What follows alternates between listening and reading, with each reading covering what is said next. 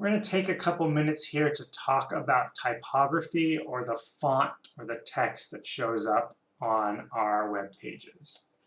So jumping into that, the first thing I want to mention, and this is a bit of a recap, is a font family defines a group of fonts. So for example, there might be a regular version, a bold version, an italicized version, but they're all the same kind of core font. That's a font family. We might have a thick, a thin, all that sort of thing. So when we're choosing fonts for our web page, we also want to define what we call fallback fonts by putting a comma between them.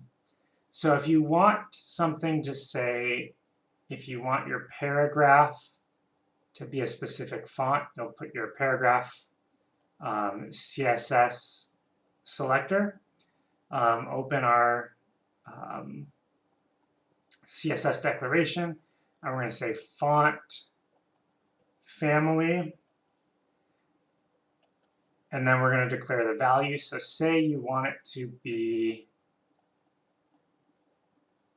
Comic Sans. You would list that as your first font. But maybe your user hates Comic Sans and they've completely nuked it and deleted it and say never load Comic Sans.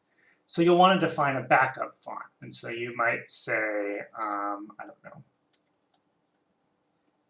Wingdings. And say they hate that font too, or they don't have that installed, this doesn't load, then you might say just serif. Because there are some fonts that all browsers by default will always have, and these are known as web-safe fonts, and there's a handful, I think about 10, 15 of those. So generally speaking, it's a good idea to have as the absolute last fallback one of these web-safe fonts, so you have some idea of, at a bare minimum, what's kind of the last fallback that will show. If none of your fonts are available for the user to load, then it will just load Times New Roman, or whatever they've set their browser to set the default to. So you don't need to worry about if you don't have enough fallbacks that the users have that it won't load, but you do want to kind of define if you're wanting to set the style and you're wanting to decide how you want that web page to look. You're going to want to have a couple of options for fallback, at least for important text or interesting text, stuff like that.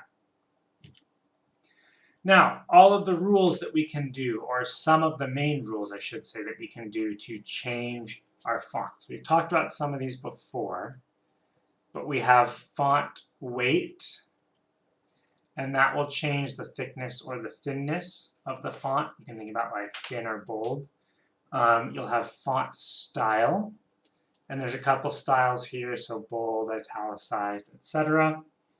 If you say text transform, that's not right. I'm missing the text transform.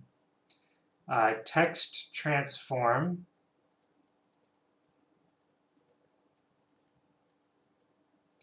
that you can make all uppercase, all lowercase, and there's a couple other things as well, like upside down, I believe, is one.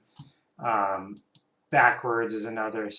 Things that you can kind of imagine are kind of doing interesting things to the font. Text align changes how the text is aligned, left, right, center, stuff like that. And then we've got letter spacing. And this sets how far apart the letters print. So if you have big letter spacing, you'll have like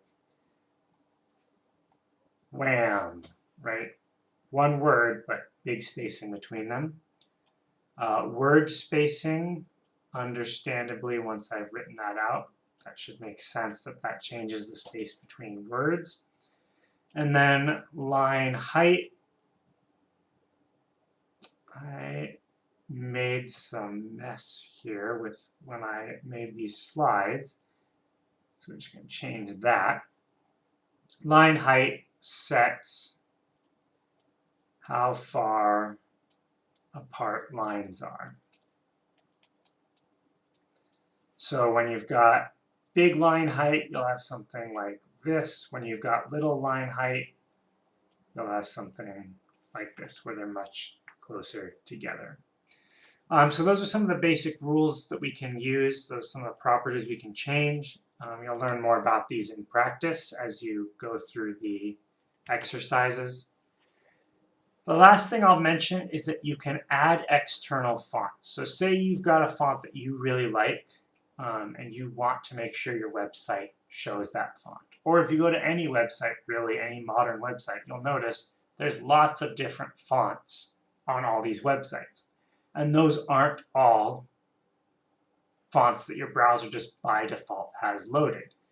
So we can add special other fonts by linking or embedding. Loading is a better way of maybe saving embedding, but I'm going to put that here because you'll kind of see that that will make sort of more sense there. Those fonts from the internet. So if a font is saved somewhere, or if it's saved on your website, we can have that load into your website. We can basically give it to a web browser and say, here, use this font, by either linking or embedding those fonts. You'll learn how to do this as you work through the exercises. So that covers fonts. If you have any questions, please ask, but otherwise we will wrap up here.